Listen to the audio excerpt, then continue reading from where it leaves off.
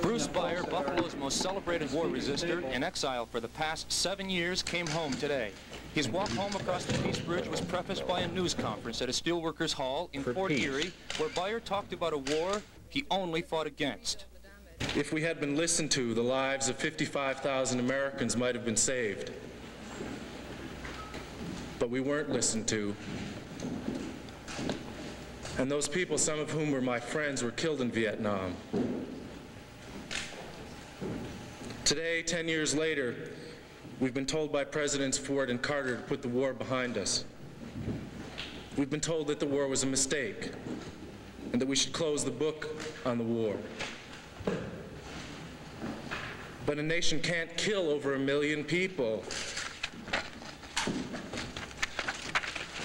and spend 150 billion of U.S. tax dollars money doing so, and then turn around and say it was a mistake.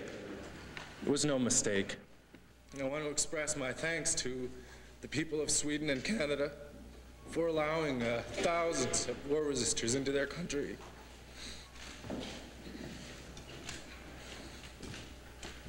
I'm not going back because I want to force a confrontation with anybody. But I believe it's time to re-examine why Vietnam happened and to start healing the wounds of that war. I believe in amnesty for the future and not just the past. And we must demand that no more Vietnams happen. Bruce, you're home. Yeah? How do you feel? Well, I'm scared in another couple minutes I'll be in custody and I ought to go. Okay. Okay, son. You'll be all right. You'll be all right. Yeah, you got your bets. Take it easy. Got more bets than anybody. You might have to Okay, Mr. Byers, like I say, I'm the Chief Deputy U.S. Marshal here in this district. You'll have to come with me. Sure. All right, sir. We'll go out this way, please. Byers' parents, who supported their son all the way, were proud. He's fought a good fight for peace and against the Vietnam War and future Vietnam wars, and I admire him for it. I think he's doing the right thing, even though it looks pretty grim. I don't like to see him in jail. He's such an idealist. He's going to see things that are going to upset him terribly, I know. Whether you agree with Bruce Beyer or not, his long ordeal is finally over. A new ordeal is just beginning. Whether or not he'll get a reduction in sentence and not have to serve the entire 3 years is anyone's guess. But as former Attorney General Ramsey Clark says, justice is on trial. Tom Van Howe, Channel 7, Eyewitness News. Of Tim's report tonight at 11. It was 10 years ago that the University of Buffalo campus erupted with violent protest over the Vietnam War. One of the leaders of that protest was Bruce Beyer, who fled to Canada in 1970 rather than go to jail on an assault charge. In his second of 2 reports, Eyewitness newsman Tim Fleischer talks with Beyer. In 1970, celebrated anti-war activist Bruce Beyer found peace and sanctuary in Canada. He fled the country in the height of the heated protest over America's involvement in Vietnam. Then, on October 19, 1977, Bruce Beyer walked across the Peace Bridge and into the hands of U.S. Marshals. How do you feel?